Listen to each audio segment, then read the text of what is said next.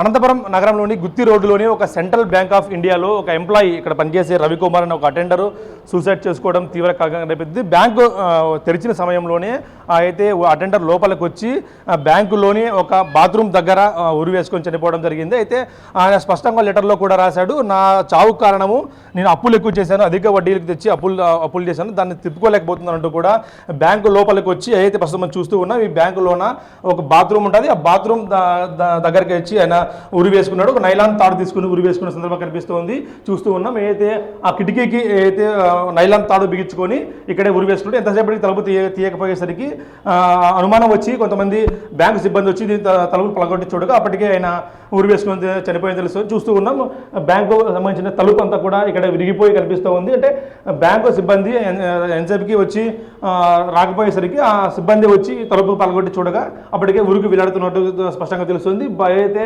Bathroom tub commode ఉంటుంది, ఆ commode పైకి ఎక్కి ఆ కిటికీకి తాడు తగిలించుకొని ఉరి వేసుకున్నాడు. ఆయన స్పాట్లోనే చనిపోయినట్టు తెలుస్తుంది. ఇప్పటికే ఆయనకి సంబంధించిన ఓ సూసైడ్ లెటర్ కూడా రాశాడు.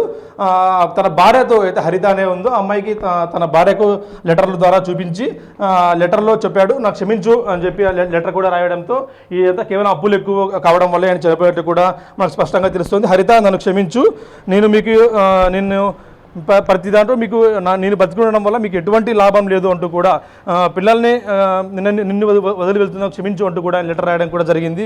లెటర్ కూడా పోలీసులు స్వాధీనం చేసుకున్నారు. ఇటు భార్య ఫిర్యాదు మేరకు కంప్లైంట్ కూడా నమోదు చేసుకొని పోలీసులు దీనిపై దర్యాప్తు చేపడుతున్నారు. ముఖ్యంగా ఏదైతే 3 Town CI శాంతిలాల్ ఆధ్వర్యంలో కూడా దర్యాప్తు జరుగుతూ ఉంది. ప్రస్తుతం ఈ విషయం గురించి మనతో మాట్లాడేందుకు బ్యాంకు మేనేజర్ కూడా ఉన్నారు. మనం మాట్లాడే ఏం చెప్తారనేది కూడా, ఎందుకంటే బ్యాంకు ఎప్పుడు వచ్చాడు, ఎప్పుడు వెళ్ళాడు, ఏమన్నా డీటెయిల్స్ ఏమైనా తెలుసా అనేది కూడా మనం మాట్లాడే. సార్, ఈ బ్యాంకు ఈ ఉద్యోగం ఎప్పుడు వచ్చారు అబ్బాయి? సార్, అతను 2013లో సబ్ స్టాఫ్గా జాయిన్ అయినాడు సార్.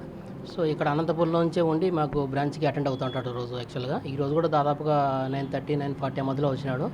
సో బయట అప్పులు చేశాడంట. అందుకోసం అప్పుల బాధకు వాళ్ళు కట్టలేక ఎక్కువ ప్రెజర్ తీసుకుని చేసేసి బ్రాంచ్లోకి వచ్చిన తర్వాత ఇక్కడ లోపల బాత్రూంలోకి వెళ్ళేసేసి గడపెట్టుకునేసేసి సూసైడ్ చేసుకున్నాడు. మీకు ఎట్లా అనుమానం వచ్చింది సార్ అబ్బాయి లోపలికి వెళ్ళినప్పుడు? ఏమైనా ఎంతసేపుకి రాకపోయేసరికి?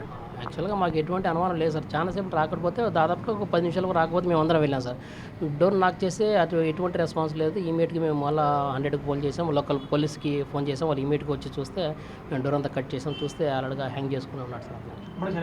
అప్పటికే చనిపోయి ఉన్నాడు సార్. చూస్తున్నాం అప్పులు ఎక్కువ కావడం వల్ల ఆ ఉద్యోగికి ఇవాళ 9:30 ప్రాంతంలో బ్యాంకుకి వచ్చాడని కూడా చెప్తున్న పరిస్థితి. ఆ తర్వాత బ్యాంక్ వచ్చిన తర్వాత 10 నిమిషాలు వర్క్ కూడా చేశాడు. వర్క్ చేసిన తర్వాత లోపలికి వెళ్ళి బాత్రూమ్ గడియ పెట్టుకొని అక్కడే ఉన్నాడు. ఎంతసేపు తీయకపోయేసరికి బ్యాంకు సిబ్బందికి అనుమానం వచ్చి ఆ పోలీస్ వాళ్ళకు కూడా ఫిర్యాదు చేసినట్టు తెలుస్తుంది. ఆ పోలీస్ వాళ్ళు వచ్చి డోర్ని పగలగొట్టించాడు. అప్పటికే నైలాన్ తాడుతో ఉరి వేసుకున్నాడు. అప్పటికే ప్రాణం పోయినట్టు తెలుస్తుంది. దీనిపై పోలీసులు కేసు నమోదు చేసుకుని దర్యాప్తు చేపడుతున్నారు. దాంట్లో సూసైడ్ లెటర్లో కూడా స్పష్టంగా రాశాడు, ఏదైతే అప్పులు బాగా తట్టుకోలేక, అప్పులు ఎక్కువ అవడం, అధిక వడ్డీకి తెచ్చి దాన్ని రొటేషన్ చేసుకోలేక నేను చనిపోతున్నా అంటూ కూడా భార్య పేరుతో లెటర్ రాయడం కూడా తీవ్ర ఆవేదన కలిగించే అంశం. For more videos like this, subscribe Big TV channel.